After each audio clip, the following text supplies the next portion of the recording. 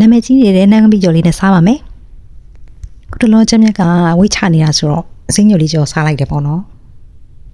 အစိမ်းကျော်ဆိုပေမဲ့ရေလုံးပြုတ်လေးလုပ်လိုက်တာနော်စီမြိုင်းနဲ့မကြော်ပါဘူးရှင်ပြီးတာနဲ့ဒီနန်းကပိကျော်လေးနဲ့နှဲစားပါမယ်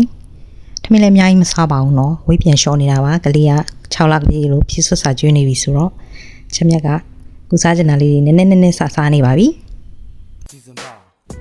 ဘာမှမလိမ့်ထားတဲ့မျက်နှာပြောင်ကြီးကိုတော့နည်းနည်းလေးတိခန့်ပေးကြပါလို့မြက်တာရက်ခံပါတယ်ရှင်ကဲဆွဲပြီနော်နန်းကပိကျော်လေးကသူကပဲငပိပုံစံမျိုးလေးပဲနော်သူကငငယ်လေးနဲ့သွားတယ်ငငယ်မကြိုက်တဲ့လူတွေသွေးတူးရှိတဲ့လူတွေတော့နည်းနည်းရှော့စားပေါ့နော်အများကြီးမစားပါနဲ့ချက်မြက်ကတော့သွေးတူးမရှိပါဘူးအားကြောင့်မလို့အများကြီးနှိမ့်စားပါတယ်တော်တော်လေးကိုစားမိန်တယ်လို့ပြောရမယ်နော်နာမည်ကြီးနေရလည်းပြောနေနော်စားကောင်းတယ်ရှင့်ဈေးလည်းတက်တာတယ်ရောအထုပ်ကြီးလည်းရတယ်အထုပ်သေးလည်းရတယ်ချက်မြက်ကတော့အထုပ်သေးလေးစမ်းစားကြည့်တာပေါ့နော်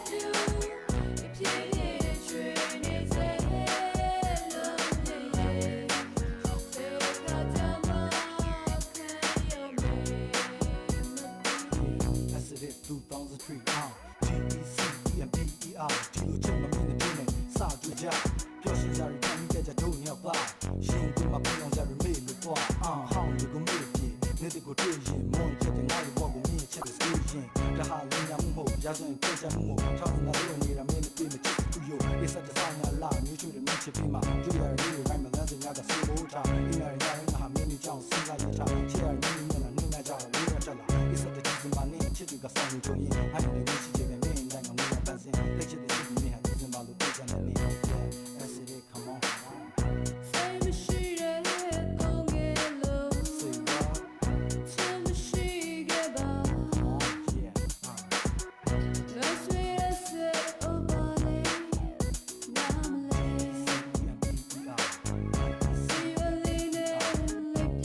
ဗီဒီယိုလေးကိုအချိန်ပေးပြီးအဆုံးထိကြည့်ပေးတဲ့အတွက်အားလုံးကိုကျေးဇူးတင်ပါတယ်နောက်ထပ် TikTok မှာခေတ်စားနေတဲ့ဟာလေးတွေထပ်ပြီးစမ်းစားကြည့်လို့ရှိပါသေးတယ်လို့ဆုံးကြည့်ပေးပါအောင်နော်